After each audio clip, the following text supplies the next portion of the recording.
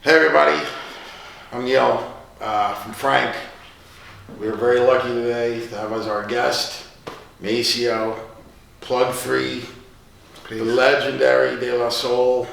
Thank you, appreciate it. Honored, appreciate that you took some time to talk about weed. No doubt. You know what I'm saying? It's a good conversation to have. It's a good subject. It's a good subject. It's a very good subject. Yeah. Usually, as you know, we do our green issue. It used to just be about weed because it was so taboo and it was a novelty. So this year we made it bigger, expanding to CBD and sustainability. But at the end of the day, what's driving this shit is the weed. So you've had a phenomenal career, not that I have to tell you. Weed known as marijuana, known as ganja. Mary Jane. And when it's crap, it's swag. The chronic, when it's crap, it's swag. Right. Like when did swag become the word? The word for dope now. Like, you know, my swagger. I always thought but swag used to be dirt weed. So that's what I said. Right? Yeah. When did it become the generation, I guess, you know, adopted a name and just changed it for what they call dope, I guess. But to us, it always been bad weed. Yeah, because dope, for me at least, dope was not weed. There was weed and then there was dope. Right. You know what I'm saying? Right. Those are two different things. Right. And then it was like, that's dope. Like, so he's dope. He's dope. Yeah. You know. No, I'm gonna let you hold on for a sec. I'm gonna grab the other one. So, like everything else, it's becoming a business. You have these chargers now we once used for phones, and our pens die just as fast. I mean, that's a wild shit. Like, my iPhone outlasts the battery. Like, that's a problem. That's a problem. But I know that you're messing around now in the space, right? Yes. How did you get there is going to be my question in a sec. After I need to shout out Marcus and thank him for connecting us. Big up Marcus. On the spot. Word up. And talking to him, he's like, "Yo, we need to talk to you about going into literally it's saying the weed game, but it's not like that. Like, what brought you there?" Well, I've been smoking for a very long time. I've been smoking since I was a teenager, pretty much.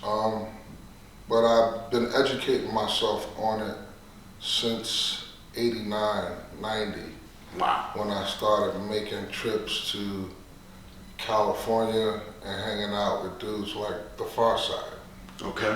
And realizing, you know, the weed that we have been smoking in New York for some time hadn't really been healthy. Yeah. What do you mean? Well, you know, first of all, the type of weed we've always been smoking has been the Thai weed mostly, coming from Jamaica, which was the brown, the dark, but the way it was manufactured, it would have pesticides in it, things that were just totally unhealthy to the body. Right. That wasn't being taken care of properly because it was just being manufactured to get over to the U.S. to make money for it. Right. They didn't care. There was no quality. Yeah, there was no quality control in what was going on. So, you know, and I started to learn a lot of that from hanging out with those guys in the very beginning, and started learning the different qualities, the different strands. First and foremost, when I first was hanging out with them, I wouldn't even smoke it. I was scared. Why? Because it was that good? It was that different. It looked different. Green, lighter, very green, red hairs, these white crystals all over it. Like, you're like, what is this? I'm not gonna lie, it made me smile. The way you describing it, like, that shit makes me smile. Like, that gives me a warm feeling. Real sticky, you know. You're like, what is this gooey stuff over here? You know, next to the stuff we've been smoking. So, you know, it was just being introduced to something different within the marijuana culture. So you go out there, you're learning about it, and I think of everybody as it became more mainstream, you know, people started learning about it a little bit more. So, but there's that point where you're like, all right, I get it, and I learned, and you were you smoking at that time too, straight through? Maybe not theirs, but you know what I'm saying? Yeah, I was smoking at that. Well, I wasn't smoking as much. Okay. I was only smoking mostly when I would come home. Like after work, weekends. Yes, come home from the road. Well, you know. Well, your definition of the weekends and after work. Yeah, different offices. Yeah, different. At that time, I really wasn't smoking on the road. Okay. I would pretty much wait till I got home. I would occasionally drink, but I wasn't smoking on the road at the time because I was not sure of what I was getting. And even and growing up in New York, especially in Brooklyn around, you know, the 80s, a lot of weed would be dipped in embalming fluid and shit like that. So you had to be careful. Yeah, you know? I will, I can't even speak about it without stuttering. That's how bad that shit was.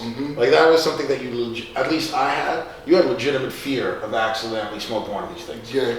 Right, with the embalming fluid, they call them wet, all that shit. Not pretty. Yeah. That was an ugly thing. So you're learning about it. You're doing this, but then you have that moment where you're like, all right, I could do that, or I want to do that. Was it like, how did you go from being, like, I guess, you know, a fan to like, hey, I want to do this now? What pushed you? The more I started traveling to different places where it appeared to be truly a culture, a community, something that wasn't demonized.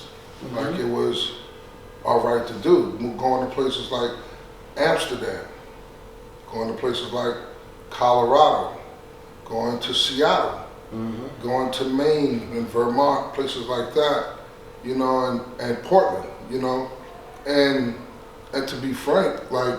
Oh, around here, we always frank. To be frank, we always frank around here, right?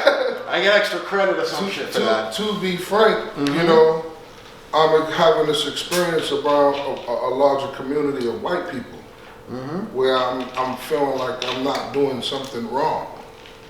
Where in my growing up around it, it was like feeling like here it is. I grew up in an all-black community, you know. Right. And it was always feel like something you had to hide and do. So here it is coming up in the time of the 3-strike rule. I know a lot of my friends who got locked up over a blunt. Well, hold on. So can you explain the 3-strike to some people who may not have knew or weren't around, what it was and what the result was? Or if you want. Well, my interpretation of the 3-strike rule. Like, cause I don't really know what it is. It didn't affect me. I ain't gonna lie. I'm not gonna pretend like it was mine. Well, you know what I'm saying? It was like, by the time your third charge, especially of something like marijuana, it was considered a felony, and you would get tremendous jail time. I don't know how much jail time that was, because I played a significant. I've been blessed to dodge that 3-strike, you know, but a lot of my friends have not. You know, and I had a lot of friends, even amongst myself, like we sold weed, you know? So, you know, having to run that risk, right, and knowing that that rule exists, and you can really mess up your future. We were teenagers doing this, you know? And when I got the opportunity to really pursue my true dream, which is making music and becoming the person I am today amongst hip hop culture, which again have to be thankful for. Did you do what you did, please? Thanks to Most High. Thank you. You know, but having the opportunity to do that and have these different experiences led me to learn and believe something different. Gotcha. Okay. So talking about the music, right? Like, so I think we're talking a little bit about how, is there like a tie between the music, whether it's from a brand standpoint or what you're thinking, what you guys are doing, like, you know, so talk a little bit more about what you work on. If you can, I can't front growing up, man, you know, either whether by myself or with a couple of my cousins or my friends, smoking a couple of blunts. Well, we called them L's back then. We didn't call them blunts, we called them L's. Okay, so hold on. Could you navigate both, like a Philly or Dutch? Because I could only split a Philly. I could never re-rap. Like, you know what I'm saying? There was cats that could split to make a blunt and guys that can rap. I'm one of the ones who split. Okay. And I'm one of the late bloomers in rolling because I had everybody around me who could roll. So I never really had to roll. And one of my tightest homies to this day, he always rolled. His name is Yachty. and whoever really had the skills in rolling, like who you got ordained, you the one that's gonna roll. But like, do you want to be ordained? Because then you're always rolling. You know what I'm saying? I mean, some dudes got passion for it. I can't front. Yeah. Some cats actually got passion for it because when they hit it, they want it to hit right. You know what I mean? They don't want it canoeing. No. You know, they don't want to be smoking it with God. No. They want to smoke it with the click. Yeah. So it's how it Can you roll? Sorry, you just said that you had other people roll. I apologize for that. Well, I can roll. I can roll. I'm pretty decent. I can't say I'm the best. I could say I'm around a good 85%. You're at 85? Yeah, man. Dude, that's legit, 85. Like, that's roll. Like, you know what I'm saying? Like, I'm a 60 motherfucker. Like, but I have one skill. So my thing is, I could take a whole bunch, split an L in the middle of a concert while being knocked around and still get it done. Like, do you have a technique or skill? Actually, let me go back a step and ask you. With all these new types of, like, cartridges and pre-rolls and da-da-da-da, like, what do you still prefer? Man, you know, I still prefer a dirty ass fucking blunt, a dirty Dutch. You know, I think it's a habit. That's where it's at this point. You know, it's like comfort food. And yeah, pretty much like comfort food. I think it's even like, you know, I'll maybe even attribute it to probably the chemicals that probably exist in the cigar. Probably, you know, there's probably that, you know, that cigar paper that in the leaf, in the leaf. You know, I never even thought about that. That could be a little addictive, you know, because it's almost I have the same reaction a person has when they are smoking a cigarette when I smoke a Dutch. Wow. And I like to smoke it definitely after I eat. I smoke it a lot less here lately, but because of being health conscious of it. But I do like it. Yeah? Yeah, I like it. The Dutch I like. Okay. Everybody has their own. You know? Speaking of, you like to smoke it after you eat. Like, what's your favorite fucking munchie? It's all right. There's no shame. This is a safe place. Look, we got two big men sitting on a couch talking about it. You knew we were going to get there. Ain't no way we weren't going to end up there. Shit, man. Look, you see my size, kid. Listen, I'm trying. You know what I'm saying? Listen, clearly I've been trying many skills. I've gone up and down the years, but it's definitely marijuana has the tremendous side effect is definitely munchies and sleep. You know. Yeah. Yeah. So. But if you had your choice, if I had a choice of what my true favorite munchie would be, I honestly would say my mother's apple pie is off the chain. I'm telling you, like, you know, even when we was young, coming up, sneaking in the house high as hell, and my mother had that pie on the table, we would demolish that joint. I would get in trouble tomorrow because it would be for company. It would be for, and I'd kill it with my friends or one of my friends, and we just go crazy, leaving a little corner thinking we left something for real. But my mother's apple pie, man, I can't lie. That's killer. Like, anybody who knows, my mother's apple pie is like, especially after getting high. So, talking about apples and apple pie, actually, and that wasn't planned or some shit, just so you know, that's some real shit. So I brought some cartridges with me, because I want to go back and we'll circle in, because if you want, or those are some of this, but here's one of the brands that I like. It's an apple flavored one. Are you going to do flavors with yours? Right now we want to do just flower. Just flower. So. Yeah. What I'm looking to maintain with our stuff is the quality and product. You know, I would like for it to be as clean as possible. You know, Do you guys have? I'm looking to do CO2. I look to keep it straight flower. As far as recreational, I would like for it to be very strong because I want people to get high. Right. You know, I wanted to have CBD in it as well for the medicinal purposes. Mm-hmm. You know, for people with anxiety, MS, you know, epilepsy, you know, whatever, Mm-hmm. you know, the high blood pressure, you know, it helps a lot on the medicinal side. So I like to, you know, maintain a balance of the CBD in the product. So I think you touched on a really good point, that there are other, you know, uses and stuff, and the medical applications are big. Mm-hmm. So I see you're having blends there. Do you guys have a name yet? Do you know? We have a few names for They're just on the board right for now. the product, but what we're definitely starting with is the De La Doobie. The De La Doobie. Yeah.